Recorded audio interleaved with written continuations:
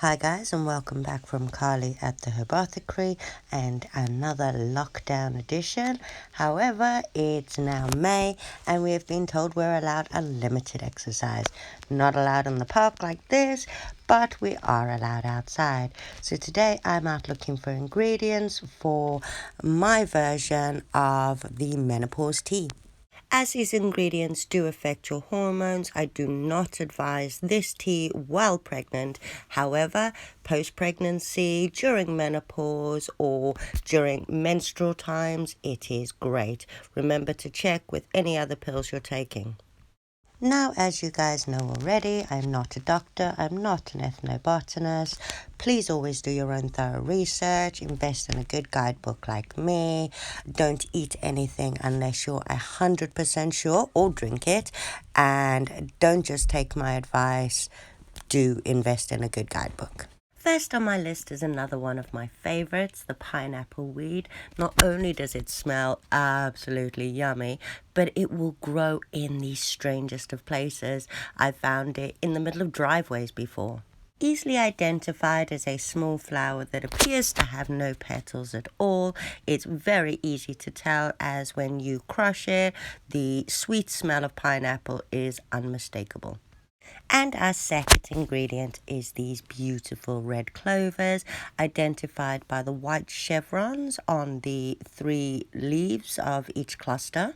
And then I'm raiding my garden for some lemon balm, some sage, and some of this beautiful flowering thyme, as I love the flavors. So first to prep our lemon balm. Now I've actually taken some long stems this time, as I'm going to make some cuttings out of these. Now I must stress that no one taking any thyroid medication should take lemon balm, as it can mess with the medication. However, if you do not take thyroid medication or have any problems with your thyroid, lemon balm is believed not only to fight the inflammation, but also to help calm down mood swings and reduce bloating that comes with menstrual time. It's also very calming. So all I'm going to do is harvest the little leaves and the tips for my tea, and then remove all the other leaves up the stem except for the top ones. Give it a slanty cut just below that next node, and then pop them in water.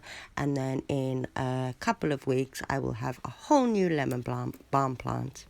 This is such an easy process, and once those roots have developed, all you have to do is pop them in some loose soil and off they will go. So now we have some nice fresh tips. At this stage, I would sort through your leaves and make sure that there's no damaged ones, no pest damage, no rotten leaves or anything like that. Now lemon balm looks a lot like mint in appearance, however it is unmistakable by its lemony flavour when crushed. And then on to number 2, the beautiful sage that I harvested from my garden. Now again, I'm just going to take the little tips of these ones, as I'm going to dry out the bigger leaves and use them in cooking. Not only is this anti-inflammatory and boosts health, is believed to help fight cancer cells, it is also very useful in reducing the frequency and the severity of hot flushes. Now, red clover has been used for generations to help with PMS, but it also helps with cramping and with hot flushes as well. So we'll be chucking that in there. Again, not one I would use while pregnant. Now I like to add a little bit of thyme into all of my teas. Not only do I love the flavour, but it's also genius for boosting your immune system, cleansing your blood, and it's also a mood booster, which gosh knows everybody needs around that time of the month or while going through menopause. Now I'd like to try take some cuttings of this as well, as I'm making a tea garden for a friend of mine who's just started menopause. So with this, what we want to do is we want to take some of the fresh wood. So as you'll see, it'll be green to a certain point, and then it'll start with the harder bark. You want to cut it just in the harder bark for this section, as when we go in and trim it down, then we will snip it in the green section. So strip all those lower leaves off, and once they're removed, go for the node just where the green section starts, and again do a slanty cut and pop them in a glass of water. Now my cuttings were quite small, so I used this leftover little bottle that I had to keep all the flower heads and any leftover leaves out of the water, as they will rot, and that will stop your cutting developing roots. And next on my list, I like to add in all my teas, but as I said earlier, this is because I am not pregnant. I do not advise using it while pregnant. Possibly postpartum, as it has been used to help remove the placenta or detach the placenta post-birth. It is also great for reducing swelling, premenstrual cramps, and it is a relaxant, which is always good. And if you do use it postpartum, it is also believed to help with a healthy milk supply full of vitamins and minerals.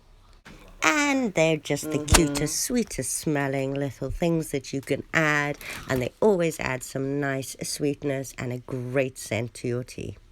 Now I always like to add a little milk thistle. I didn't get the picture of me harvesting this one.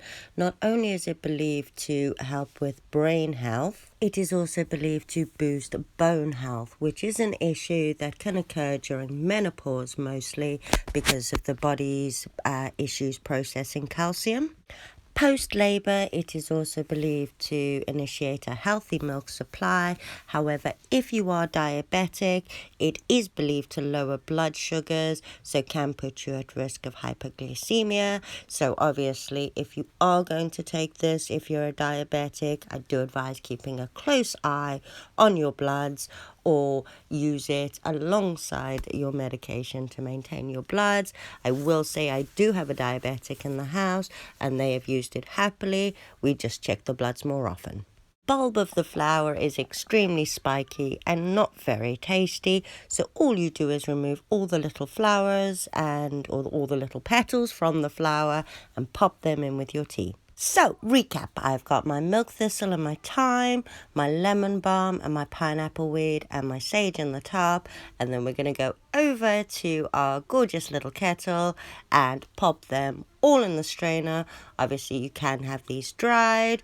You can just pop them straight in and strain them out afterwards. However, I have this beautiful little thing, so I'm going to use it.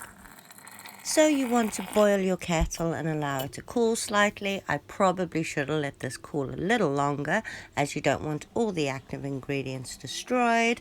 Top it up with hot water, allow it to steep for at least 10 minutes, and then enjoy your cup of tea.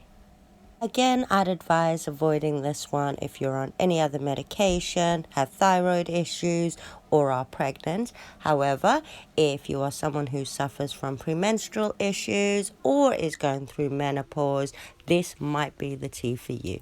Thank you guys for coming back to the Herbothicary. I hope you enjoyed this video. If you did, please give us a like, hit subscribe, and many more videos to come. Or pop over and see us on Facebook at Adventures and Foraging in the UK, or Home Health at the Herbothicary.